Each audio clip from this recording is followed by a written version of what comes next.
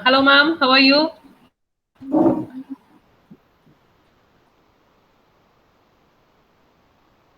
Hello. Yes. Hello. Hi, can you hear me? Yeah. Yeah. Okay. So, So, guys, welcome. Thank you for joining us for a session on money management. We have Anupama Menon here. She is from UK and she is going to talk more about money management. So, over to you, ma'am. Thank you. hello everyone. I'm Good evening, ma'am. just hello. Can Yes. you hear me all Yes. well? Yes. Yes, ma'am. Good evening, ma'am. Okay. Yeah. I'm just trying to share. Uh, okay, share my screen. Can you see that? It's coming. Just a second. Yes, it's coming. Yeah, we can see it now. Okay, perfect. Okay. Hello everyone. Hope you're all well and keeping indoors and safe during this time. I know you very graciously allowed me to talk to you about money management and budgeting on a Saturday afternoon. Can't be the most interesting stuff, but I will really try and keep it as interesting and lively as I can. So I will introduce myself to you first, and I will try my level best to keep this conversation as informal and engaging as possible. But excuse me, the subject is such, so we might need to kind of stay on serious topics for some time. So I want to introduce myself to you and try and tell you why I want to tell you what I want to tell you. So my name is Anu, and I'm based in London, and I lead research for an organization called Pay.uk. So Pay.uk is the payment infrastructure for UK. What that means is that when someone transfers money from one bank account to the other, or when someone pays someone via a check, or when you get paid your salary from your company, all these transactions actually go through our infrastructure. So we deal with billions of payments each year, and I think last year the value of payments that went through our infrastructure was 2 trillion or something like that. So it is a huge responsibility. It is a not-for-profit organization set up by the government, run by regulators, and things like that. I lead the research for this organization. What that means is that my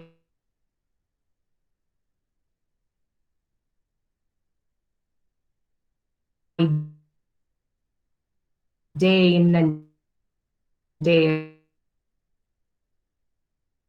out is actually work very closely with banks and regulators on a regular basis. But I also, by the nature of work, very closely with money charities. So there are a lot of charities here in UK that actually operate in the space between regulators and private companies and banks. Their sole agenda is to make sure that people in the UK can access financial systems effectively and make sure that they are making the most of their financial situation, however good or bad it is. So while working with those charities, money management comes up a lot. It's a topic that is discussed a lot. And money management for young people, especially. So when I say young people, young adults who are actually getting into their first step into their career, early jobs, etc. So when Maya called me 2 weeks ago and said that she would like to bring this as a topic of discussion for her students, I said yes, I think before even she asked me, because it is something that I do every day, and I'm really happy to share whatever I know with students and see if that will help you make some a different decision that helps you manage your life better.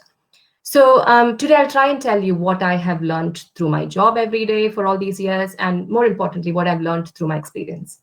And what just a few kind of housekeeping notes before I start. I don't want to talk at you for 1 hour, so I will try and keep my presentation to the point and try and make it as concise as possible.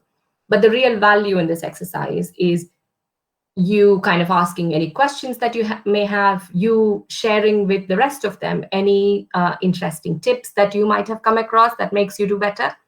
I don't promise if you have questions, I don't promise that I'll have answers for all of them, but I'm happy to find them out and send them back via Maya, and you can access them later. I'm not trying to share any complex tools or any lofty goals, just a few basic things, which after you hear them, you will realize that it is more common sense than anything else. So there is no magic mantra that I'm going to share here today. So during the conversation, please engage, ask a lot of questions, challenge what I have said. If you think that something may work or may not work, please feel free to challenge what I have said. So this is what I'll be trying to do over the next few minutes, and hopefully you find it interesting. I found it really interesting in trying to put this material together. So hopefully you find it interesting in listening to that. So I just want to kind of lead with my experience here. So years ago, I don't want to say how many years ago, but years ago, I finished my graduation from an engineering college in Bangalore. And then within a few months, I flew to US to do my MBA. Now, it was very exciting. I was terrified, but equally excited. So I landed there. When I reached the US, I had everything with me that I needed, right? My degree certificate, my marks cards, my recommendation letters from various lecturers from engineering college that said how amazing I was as a student. So I was set. I had recipes from my mom, and a list of everything else that I need to do from my grandma. So I was all set. I started my classes in a week, and I got myself a campus job. This was the first time that I had actually stayed away from home. When I was doing my engineering, I was a day scholar, so I just went from home. I didn't have the opportunity to stay in a hostel. And I was about to have my first reality check, actually. Within the first few weeks in US, I realized that I was missing like a huge piece in my survival toolkit that I had amongst my degree certificates, recipe cards, and everything else. I had absolutely no idea on how to manage my money. Absolutely no idea. This does not mean that I had lots of money coming in suddenly and I had to find a personal money manager. That was not the point. The point is that suddenly I was responsible for managing my finances every month, day in and day out. So I would get like a small stipend that was paid to me at the beginning of the month. And I had to figure out how to make this money last for the rest of the month, pay my rent, my food, and everything else. And the worst thing was I didn't have my parents there to actually go back and ask for money when I ran out at the end of the month. So it was terrifying the first few months. A lot of mistakes made, a lot of kind of overspent and things like that. So it was really, really difficult. I learned the hard way. I experimented and I failed along the way. But I learned eventually, I'd like to think. What I'm hoping to do via this talk is that I can share some of what I learned. And so when you step into the real world and start kind of going into your first job, you are a bit more equipped than what I was. It's difficult to give you kind of exact do's and don'ts. But what I can tell you is you will experience this, and you need to be ready to to take those questions and be ready to answer those things. So that was my kind of first real exposure to living by myself, and the first few months were terrible because of that. I wish I had a bit more warning. I wish I had known a bit more about the fact that I will have to manage my own money rather than knowing how to make a chicken curry, or that would have been definitely more useful. But hindsight is 2020. I know better now, and I really want to pass what I know on to you. So I'm a researcher, like I said. That is my day job, and my whole the way I deal with things is when I have a context behind what I'm doing. So I like to paint a picture where there is a background. It gives me some context, and then I'm able to kind of take the information from there. So we'll delve into the topic, and we'll focus on the topic, which is money management. But I want to give you some context before that.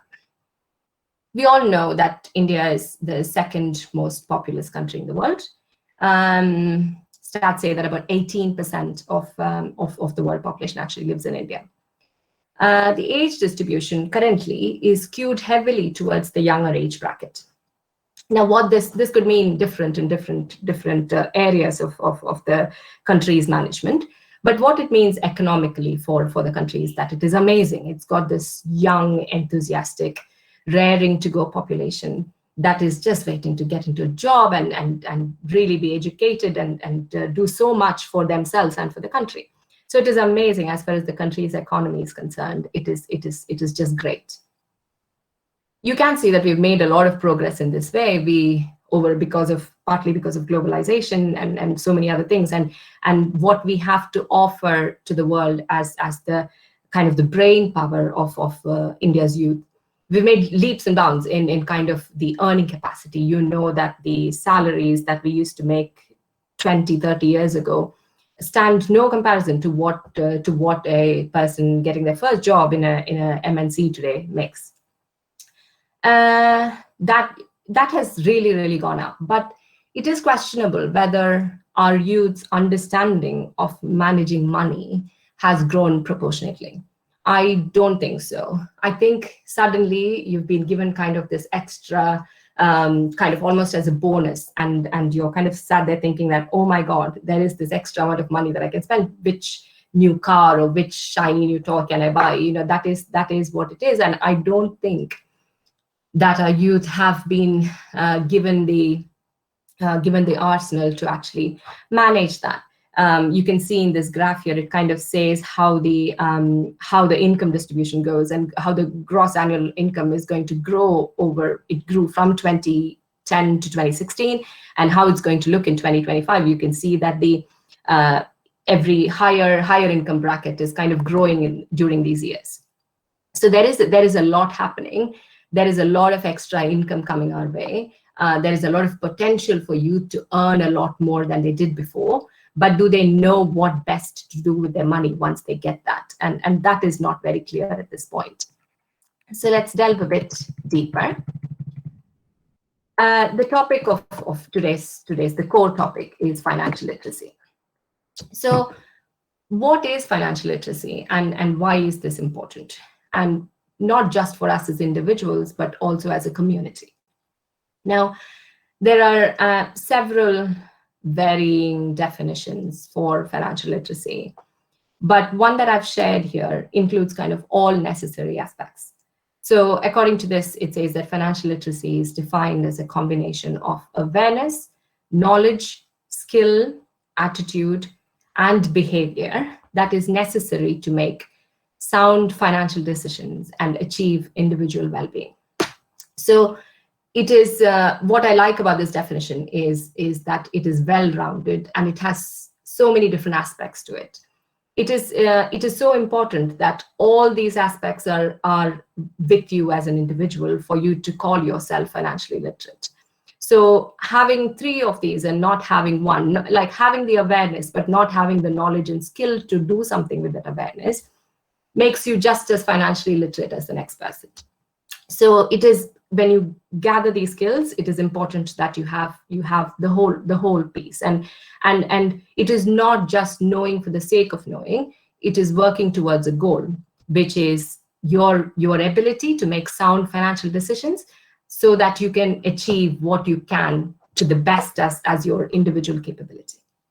Now, it is important that you kind of you don't have to take this to kind of memorize this as a definition. When you read through it, you will see that it is common sense if you understand, and if you're able to kind of, if you have the skills to put that into practice, and that's what is meant by financial literacy. There are different organizations throughout the world that define it differently, but this is what I find kind of really reflects what it is. You can see some stats on the right side, which is the financial literacy stats for India from 2019, I think. It's not very encouraging, is it, to say that only about a quarter of our population are actually financially literate. And the thing is, this has nothing to do with overall academic literacy. There are people who can kind of read and write and manage a lot of other things and hold good jobs, but still don't have all the aspects of this financial literacy. So only about a quarter of the people in India are financially literate. And that is split by rural and urban. And you can kind of find the reason for that. There's a 10-point difference there. You can kind of find the reason for that. When you're in an urban location, you probably are exposed to more, you have more people to talk to. This is a more kind of discussed topic. So it is possible that, that is that 10% gap. What is more worrying is the gender gap. There are studies, innumerable studies, that actually say that it is when the female, the mother, the wife, the daughter, it is when they are educated and when they are given financial independence and given the tools to manage their finances independently, that they are then able to enable the next generation in that way. So it is worrying, but not surprising to see that there is 8-9 percentage point difference by gender. What is a slight kind of a silver lining in this stat that I see is the age group split that I see at the bottom, where it says that in the 18 to 29, the youngest age cohort of this actually has the highest financial literacy. It is better than the average of the all India average, which is indicative of the fact that we are now more openly talking about this topic, and we are more happy to discuss and ask questions about this than the previous, the older generation were. So that is encouraging, and I hope that actually increases and takes the country forward. So it is a reflection of where we are today, but I think it is something that we can change by continuing the conversation. Now, I want to also highlight that this is not just the case in India. It is the way it is actually all over the world. In UK, there is a huge gap in the financial education. So kids are taught, just like in India and like in US, students are taught maths and science and history and geography, but they're not taught money management. And you would think for a person to survive in the real world, money management is something that is so important. And if you come out and how much goes into things like taxes, and then it is impossible to manage a good lifestyle with that. So in the UK, there are charities, like I said before, that work with schools and to ensure that young adults who are informed and are ready to. So this is what is definitely not picking on India.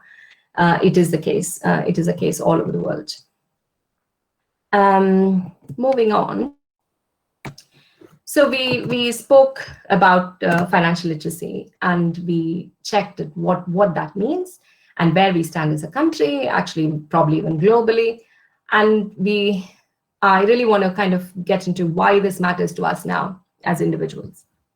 Now, most of you, I think from what I have been told, are at the stage in your life where you already do on something, or you're actually at that very stage where you're going to start earning very, very quickly, very soon, and start living financially independent lives.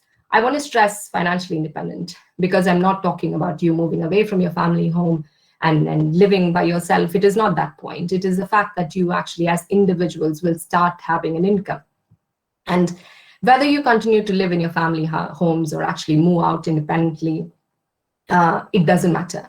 But you have to be aware of how much you earn, what makes up your necessary expenditure, and how much you're able to save towards the future. These are pieces of information that you must have clarity from day one. It is not a nice to have information, or it is not an afterthought. It is not something that you think after 6 months in your job. It is things that you must do on day one. It is a must have. It does not matter now whether your job is at an MNC with a very hefty salary and cool perks, or you are actually working for a startup, or whether you are self-employed. Maybe you are a freelancer and you do kind of jobs for a lot of different people. It doesn't matter. It doesn't matter whether you will choose to continue staying in your family home because you're working in the same city, or you actually move out and get an apartment and share an apartment with your friends or colleagues. It doesn't matter. It doesn't matter whether you will live in a busy city, like in a metro, or whether you live in a village. understanding your personal financial situation and taking control of it, rather than the other way around, needs to be a priority. Because once your financial situation starts dictating your life, then that's not too much of fun, because then it's the other way around and you've lost control and you're now trying to play catch up, and that is never fun. So understanding your personal financial situation, and it doesn't need any complex formula. It doesn't need tons of Excel sheets. It is basic math and just being aware and being switched on. That's all you need. And that needs to be your priority. There is no two ways about it. It's not a choice. You need to know that. Culturally, in India, there is a tendency to not discuss money matters, and it's very hush hush, and you don't ask anyone their salary, and you don't discuss money matters publicly. I think it is time to slowly change that. This doesn't mean that you need to start discussing your financial matters on Instagram. That's not what I'm saying. What I'm saying is that you need to be able to recognize your financial position. You need to be able to recognize when you need help, and you need to be okay asking for help, without feeling like a failure, without feeling insecure.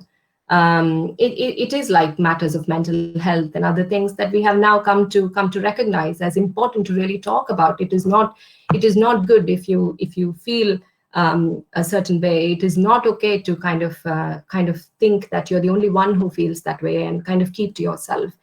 If you're able to talk to someone, it suddenly makes you feel that, this is not, there are ways to actually get better. So, because very, very similar to that, it is really important that you kind of keep it that way, and start opening up slowly. Of course, to trusted people and people who can help you, not to everyone, but that is important.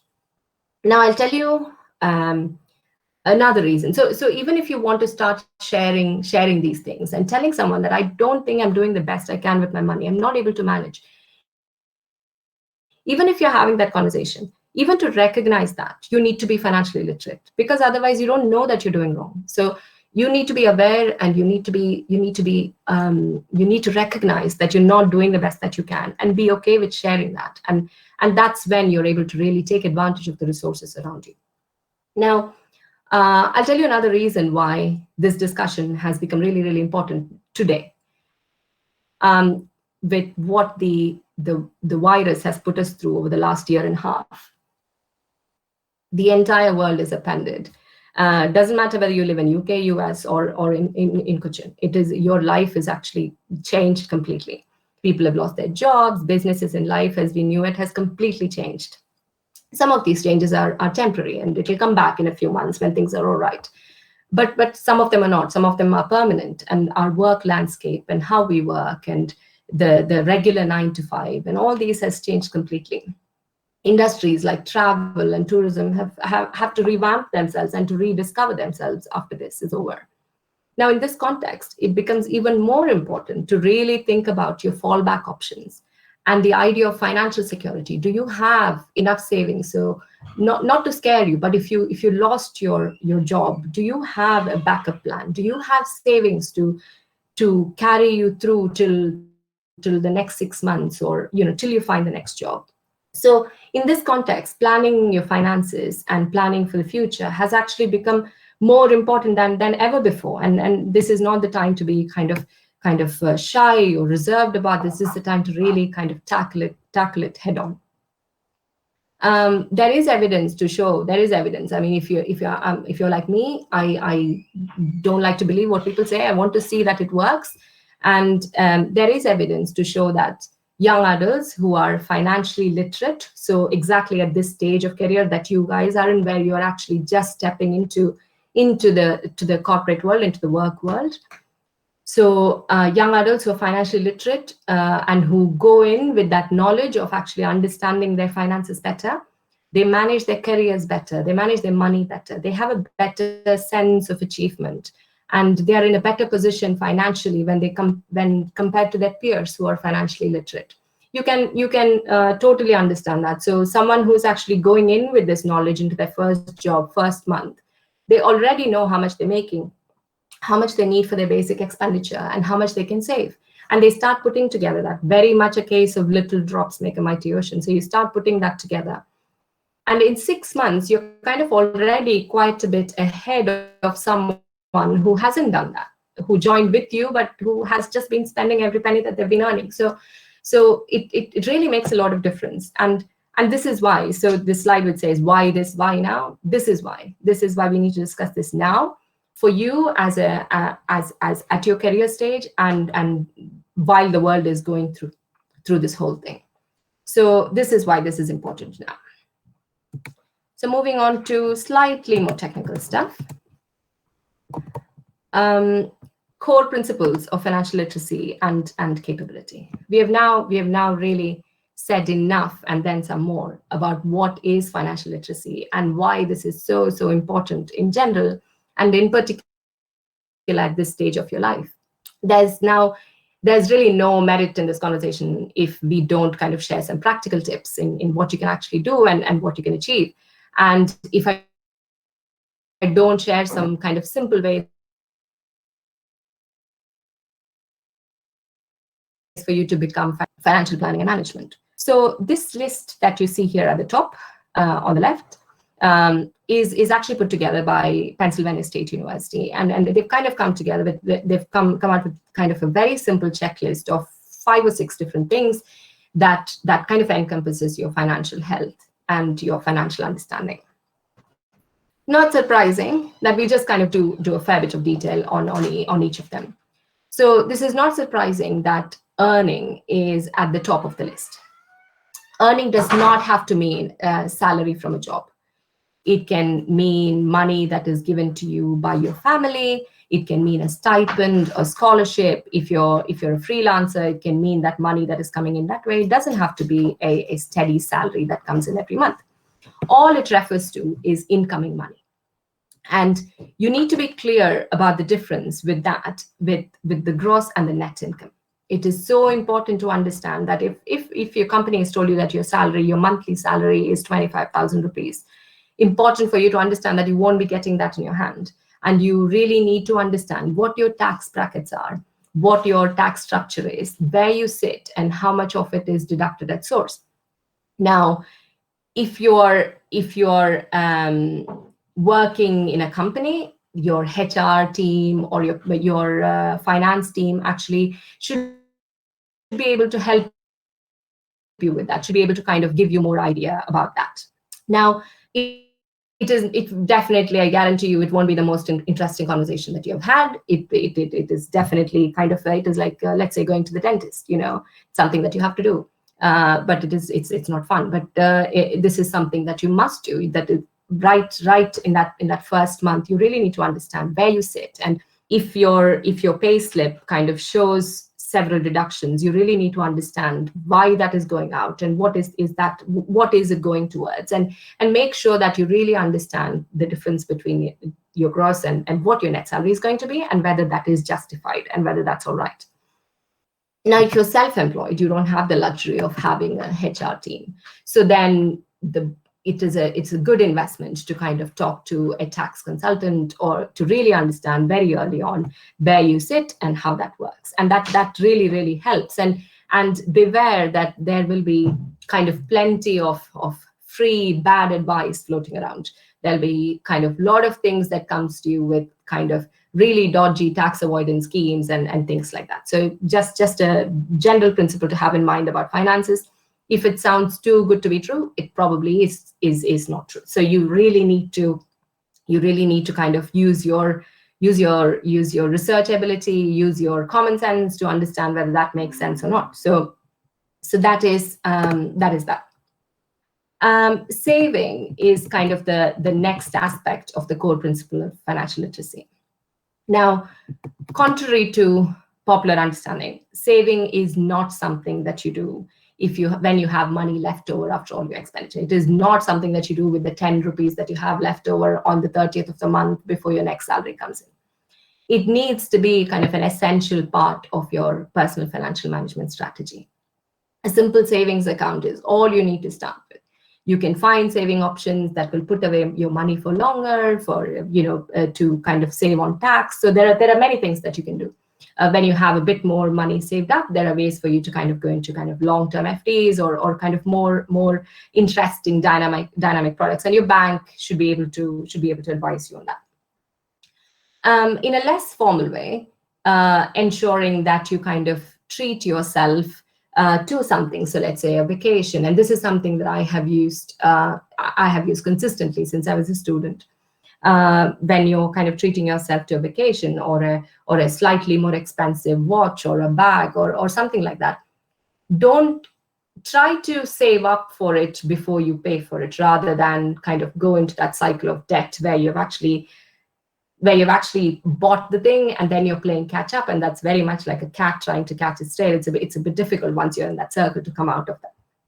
So just keep that as a principle. So make sure that whatever you're getting on your credit card and things like that are kind of still achievable with your income on a monthly basis.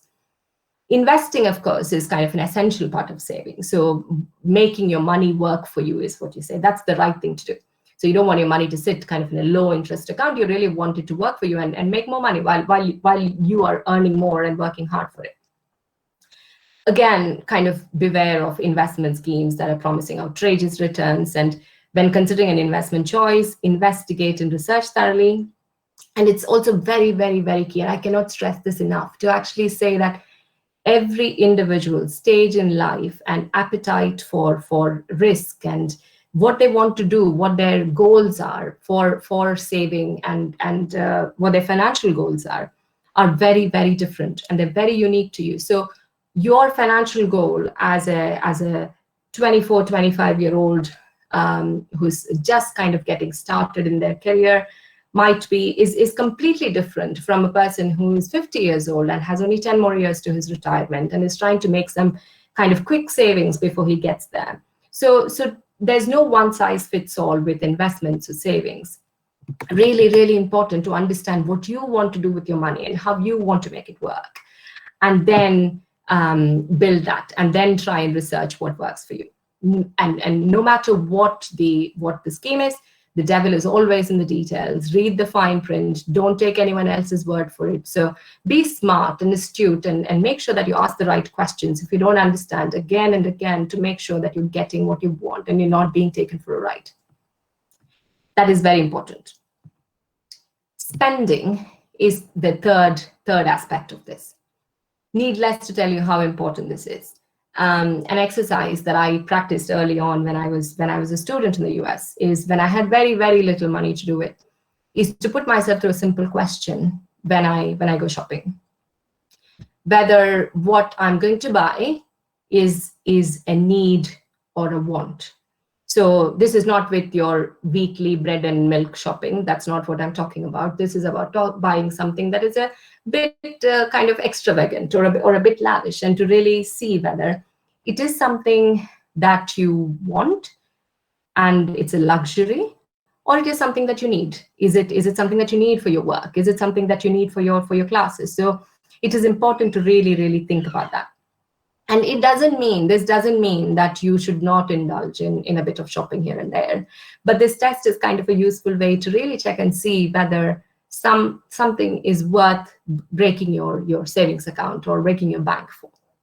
So it's a good check to have in your head. And soon this will kind of become a very involuntary exercise for you to do. And it's easy to manage. It is not something that you have to remind yourself with a note or something that you do once in a year. This becomes kind of a regular thing that happens in your head when you're trying to do shopping, and that really helps. Now, we cannot talk about spending without really talking about budgeting. And budgeting does not have to mean that you give up an interesting life and you spend all your time in weekends kind of peering over Excel sheets. What it means is that you exactly know how much you make, how much you have in your account at a point in time, and how much is available to spend. It means that you are in the know and you're very, very confident of the financial decisions that you make, however big or small. There's a quote that I really like about budgeting, and that says, when used correctly, a budget doesn't restrict you, it empowers you. So it doesn't kind of hold you back, but it gives you the confidence to make those decisions. There is another one that I've put on the slide there that says, a budget is telling your mind money where to go instead of wondering where it went. So this is that point I mentioned earlier about having control over your finances rather than the finance having control over you. So this kind of really helps you to hold it together and to make sure that you kind of are not thinking about just today, and you have things going into the future. Now, there is no dearth of money management apps and technology aids that is available for you to manage your money better today. But word of caution here, and I really want that to be kind of loud and clear in big bold letters. Ensure that you're using apps from your banks and from established verified technology companies. I'll talk a bit more in detail about budgeting in the next slide, but just keep that in mind. Because it is to do with finances, you're sharing a lot of data with the apps that you'll use, and so you really need to be savvy about making sure that you don't click on the first one that comes to you. The next part of this is borrowing. This is really another hot topic that is central to understanding the entire picture. So no matter how much comes in and how much you're saving, borrowing is kind of a key part. Whether you do it or not, it is kind of a key part of understanding your financial situation. It is likely that as students, a lot of you might have the likes of an educational loan already. Structured loans like that are different, and I'm not talking about that. So structured loans from an established bank are things like your educational loan or your kind of mortgage much later in life when you buy a house. So those kind of things are unavoidable in many cases. But if you're kind of aware and you ask the right questions and you engage properly with the bank, you can make sure that when you walk out of that bank, you have the right deal. You have the right interest rates, you have a good repayment plan, you have a repayment holiday, the term of the loan is kind of what makes sense to you as a person. So that's great. Now, unstructured loan is what you have to be a bit more careful about, unstructured borrowing. And that usually creeps up on you because it is small amounts at a time. It is from different places. It is kind of the 1,000 rupees you borrowed from your friend because there was an urgent need at home, or you didn't have money on you that day when you went out to dinner. It is the credit card debts that you kind of assimilate by buying things online and not really seeing that adding up. So these kind of things actually seem much more flexible and much more manageable. And it is really important that you record this in your notes, just the same way as you do structured debt. So if you had a mortgage, or if you have an educational loan, you have a very clear repayment plan that says that every month on this date, so much money will be taken out from your account. You need to have that kind of a plan even for your unstructured borrowing. Otherwise, it is very easy for it to pile up to an amount that kind of makes you uncomfortable and beyond your comfortable ability to pay. So just be mindful of that and manage it just as strictly as you would manage the other bigger loans. Now, protecting is the final piece of this puzzle. So as the title conveys, it is about protecting everything that you have today and planning better for the future. So things like insurance on health and valuables, really important. And as much as you may not want to talk about it just yet, you're just beginning your careers, but this is very boring and long term, but you really need to start planning for your retirement. Now, a lot of people in our earlier generations, like our parents and uncles and aunts and grandparents, probably had the luxury of kind of a fixed pension that they can, that was given, probably contributory or not, but they had that aspect of a pension coming in after they had quit work, because of the various kinds of job arrangements that we had. A lot of us today don't have the luxury for that because we might be freelancers. We kind of set up our own things. We work for a startup that doesn't have the luxury to kind of make a pension contribution yet. So it kind of falls to you as an individual to make sure that you save up for the retirement, for a time when you can't work. And I completely understand that today it sounds like several decades away, but it will come, and you really need to be aware of that and cognizant, and so that you don't have to worry at that time when you're not in a position to work. So you just have to kind of make sure that you have that ready. So it is not an interesting conversation to have, not one you want to have today, but find a person that you can talk to and get understand about what your options are, where you can invest your pension fund, things like that. There are consultants who will do all this for you. Not that you should go get a consultant in the first month of your job, but definitely be aware of that. In all honesty, these 5 or 6 elements really completes the picture of what you need to become financially literate and start managing your personal finances more effectively. Now, the best part about this is if you've paid attention to when I was kind of going through this long list, you don't need anything to get started. You don't need an expensive subscription, or you don't need to pay a consultant. 90% of these things are things that you can start today. And you don't have to even wait till your salary comes. You can actually do that with the money that you're getting from home now, or wherever your money comes in today. You can start kind of slowly budgeting and managing that right from today. I kind of promised in the last slide that I'll kind of give you a very, very quick look at kind of an extra look at budgeting, and this is a very, very basic rule. So this is a very commonly used rule, a 50-30-20 split. I told you about the needs and wants splitting. So this goes by that same rule. So when you get your first salary, and from that point onwards, you have a rough guide in your head that says that 50% of the money that you make of your net salary goes towards your needs. Needs are your groceries, your rent, your phone payments, those kind of things that have to be done. 30% are wants, which are kind of more luxury items. Do you need to kind of do more shopping this month, or maybe 2 more dinners, and maybe hobbies or vacations, those kind of things. And 20% kept aside for savings. Now, a lot of this may not work for a lot of people, because 50% of your earning need not go to needs when you're kind of in different stages of your life. So that might remain. What is a need for someone might be a want for someone else. So there is a bit of ambiguity there. 20% in savings might be ambitious, especially when you're getting started, when you have a lot of initial expenditure. Maybe you've paid your deposit for the house, you've had to get a new vehicle, so whatever that might be. So this is not a strict rule that says that only this way you can achieve financial independence. This is just a guide. And as you go, and if you have kind of this rough split in your head, as you go, it makes it easier for you to split that and then take it forward and make your own adjustments and make what works for you. So we have now kind of spoken about what we can do and what financial literacy is and what needs to be done.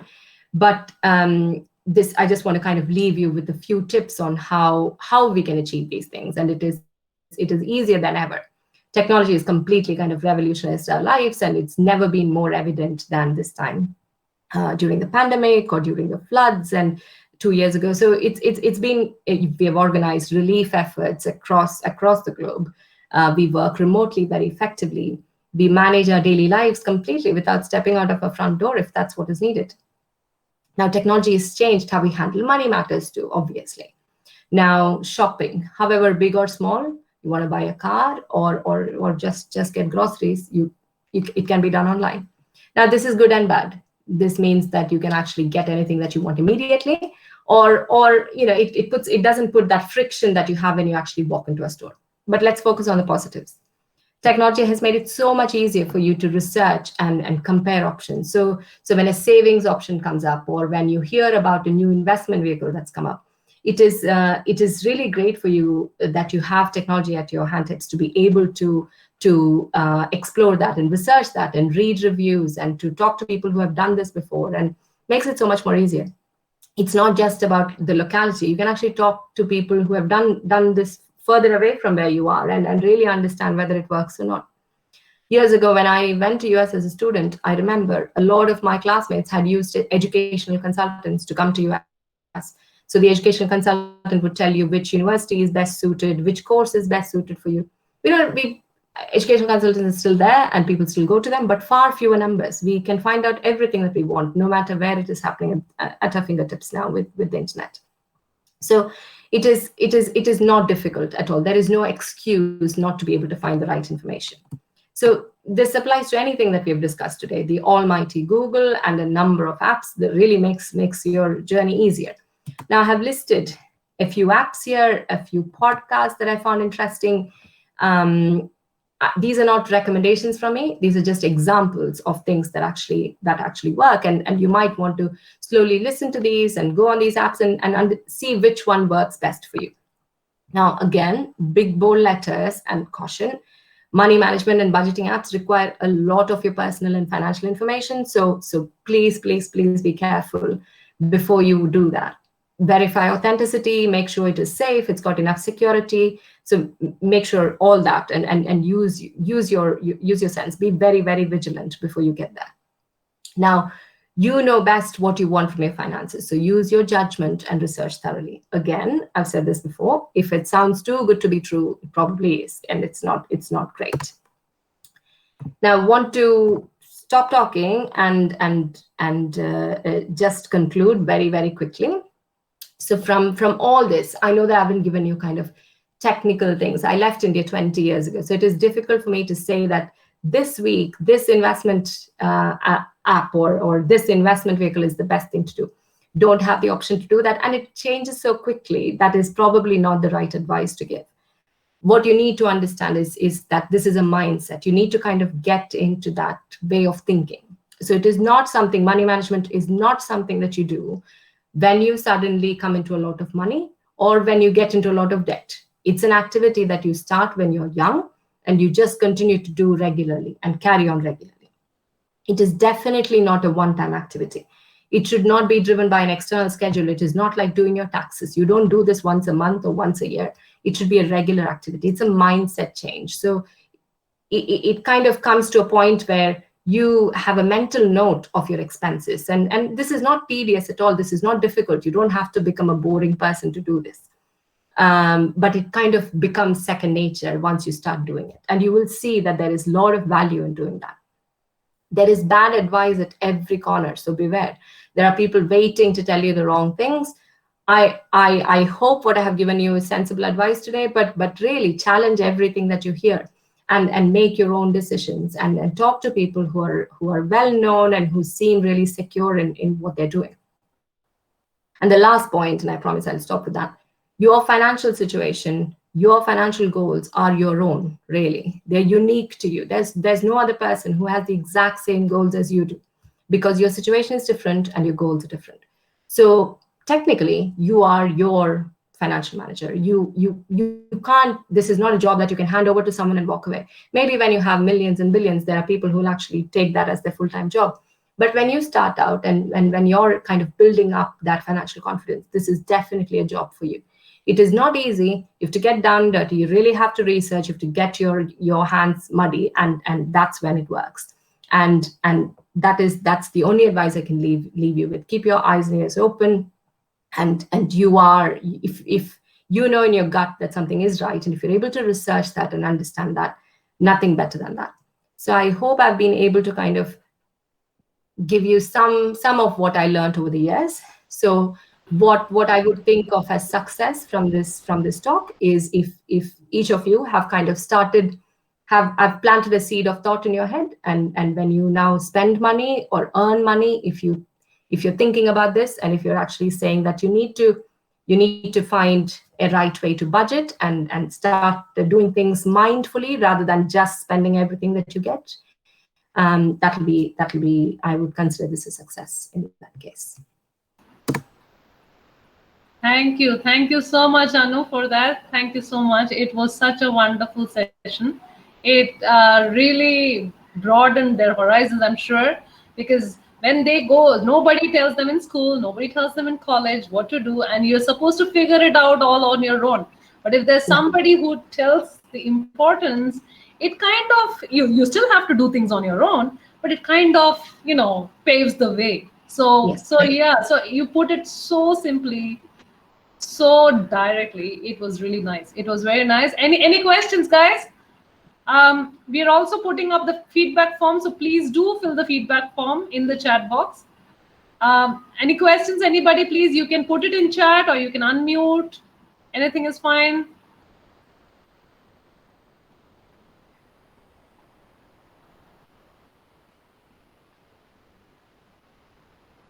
anybody about, I know most of you are students, but if you have had any queries, you can always ask her now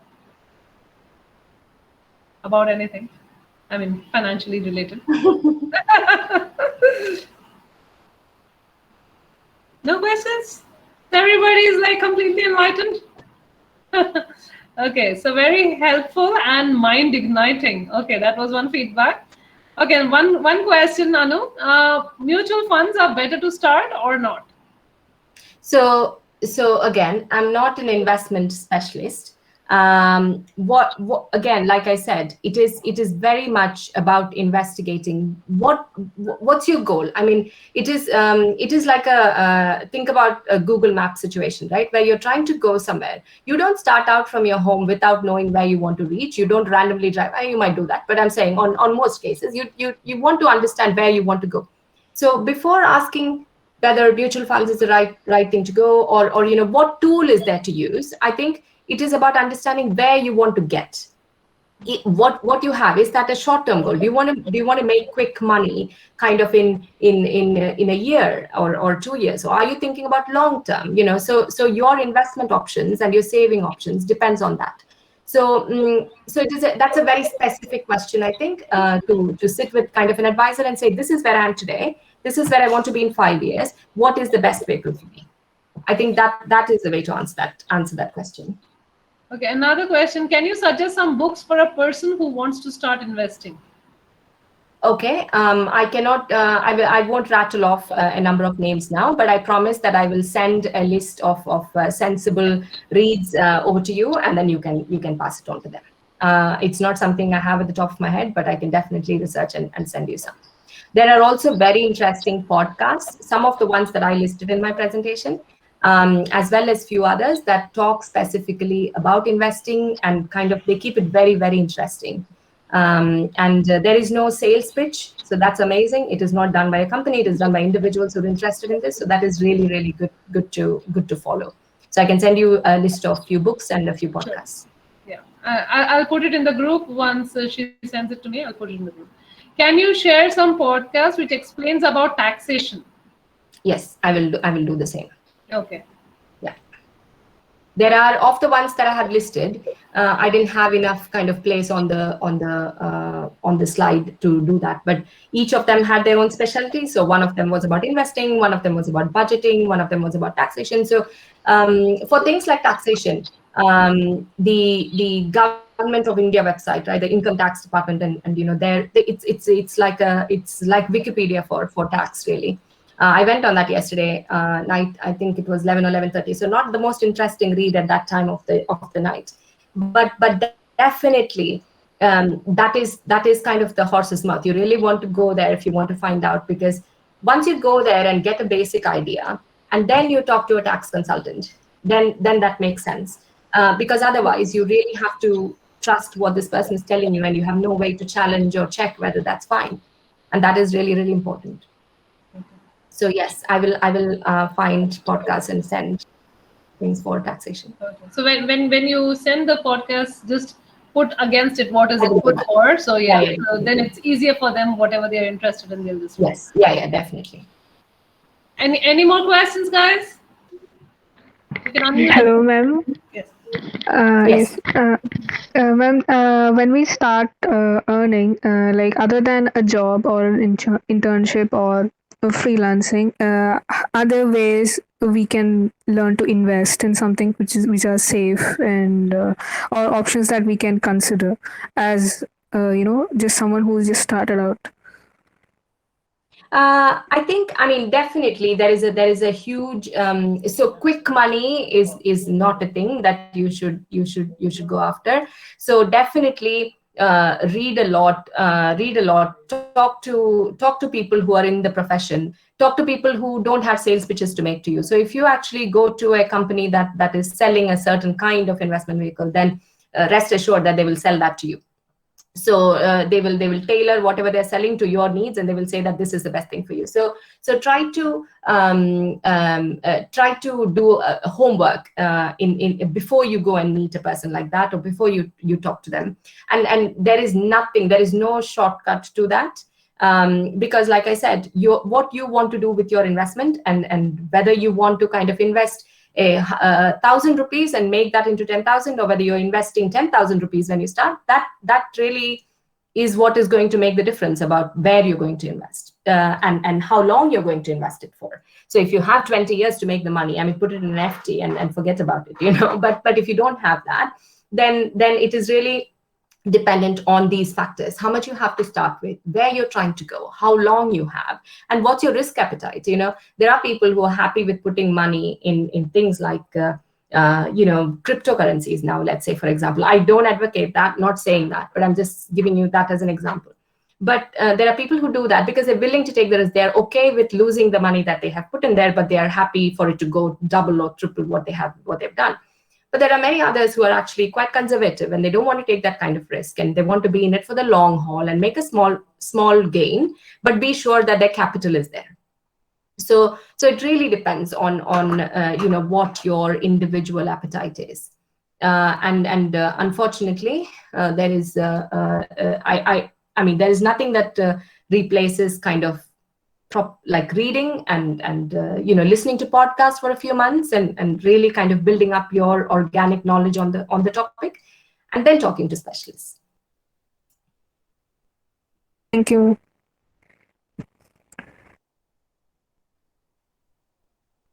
Maya, I think you're on mute. Sorry. Any more questions, guys? Any more questions? No? Yes? No? Okay. Alrighty. So thank you so much, Anu. That was like fantastic. I mean, I think this should be like a course in every single college, because students, what's happening now? Everybody with technological jobs, they get highly paid salaries. They don't know what to do with it, and then later on is when it all falls down and tumbles down on them. So yes, so I think this is the need of the hour, and thank you for educating my students regarding this. So thank you so much. No problem at all. I hope it's been interesting. If anyone has any questions after this, I'm not an investment or a taxation specialist. But if anyone has any questions, I have friends who do these things, and I'm happy to kind of route you that way for people to talk to, or books to read, or podcasts, or whatever. So please send any questions you have to Maya, and then I'll take it from there. Yeah, sure. Thank you so much. And guys, next week we are having a session on drug abuse. So whoever is interested, we will be putting it out. You can have your friends register for it. So thank you so much. Thank you, ma'am. Thank you, Anupama ma'am. Thank you so much for joining us today. Thanks a lot. Thank you, guys. Thank you. Bye. Bye, bye, bye. Bye, guys. Thank you for joining. Bye, bye.